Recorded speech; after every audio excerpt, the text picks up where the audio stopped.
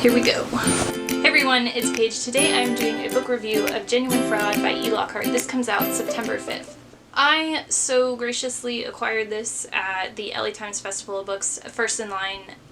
If you show them an email, you could get a free ARC, and this was the one that I picked, so yeah. Lockhart has also written We Were Liars, which I have not read yet, and she also wrote The Boyfriend List, but that was a while ago and something I also read like a long time ago. So it's been a while since I picked up anything of hers, and I thought this summer was the perfect opportunity to do that with this one. And I probably will be reading this one afterwards since I liked this one so much.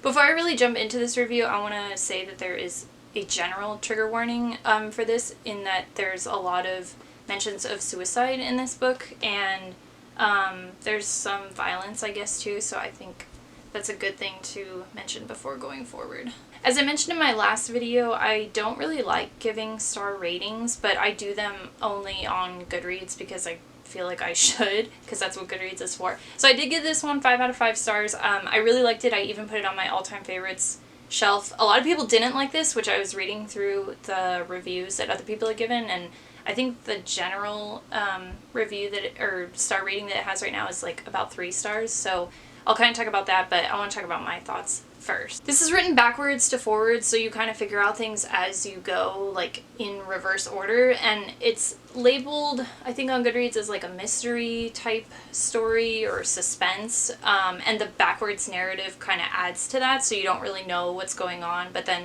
you also know the ending, sort of. So it's kind of confusing, and then you're like, it's up to you to kind of piece things together as you go along. It is a very quick read. I finished this in like 3 hours yesterday, sitting in 100-degree heat outside. I gotta stop doing that. I really like the writing style for this. Like I said, it's been a while since I picked up Lockhart, so I wasn't used to her writing, but I jumped right back into it with no problem. And it's very straight and to the point without a lot of like floofiness, which I kind of needed.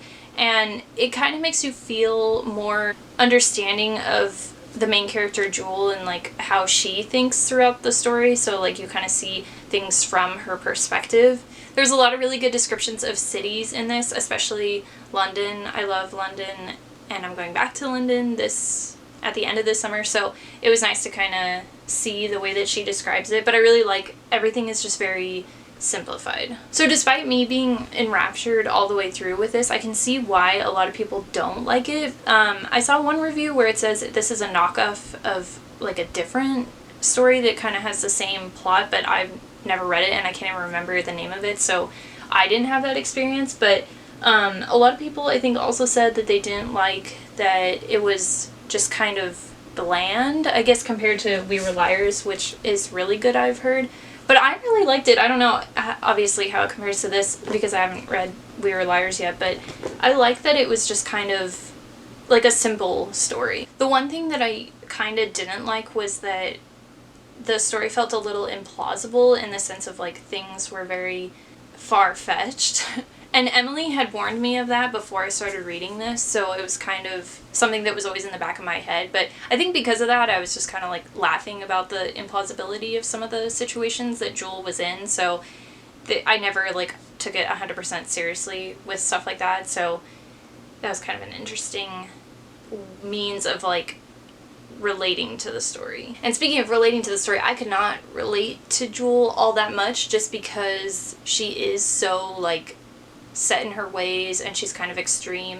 But I did like I thought there was some really good social commentary about like women and action heroes and like their place in storylines, but I think it was kind of overshadowed by the rest of the story, so that wasn't touched upon as much as like I would have hoped. It's also a really good summer read, since the characters travel a lot and there's a lot of descriptions, like I said, of different cities. So if you're looking for something to kind of have next to you if you can't travel anywhere this summer, this is a good one to pick up too. I get the feeling that this is going to be the type of book where everyone has to kind of decide for themselves if they like it or not, but I mean, it's fairly short, so you can fly through it in a couple sittings like I did.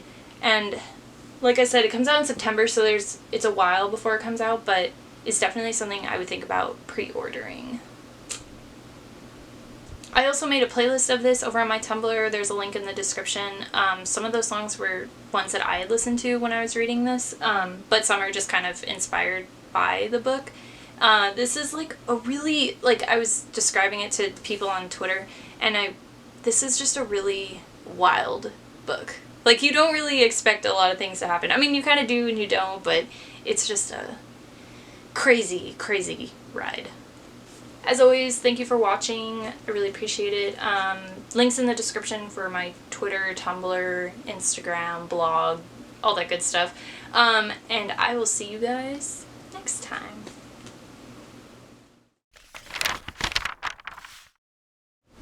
He just wants love. Have I talked about this? His name is Henry VIII, and Chuck Palahniuk gave him to us at the LA Times Festival of Books. And, yeah, they're a little weird, but good props, I guess.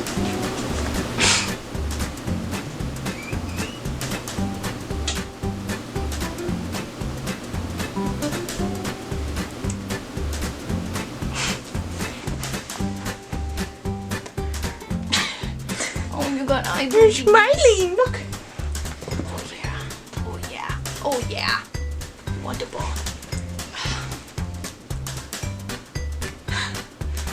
Where are my hands?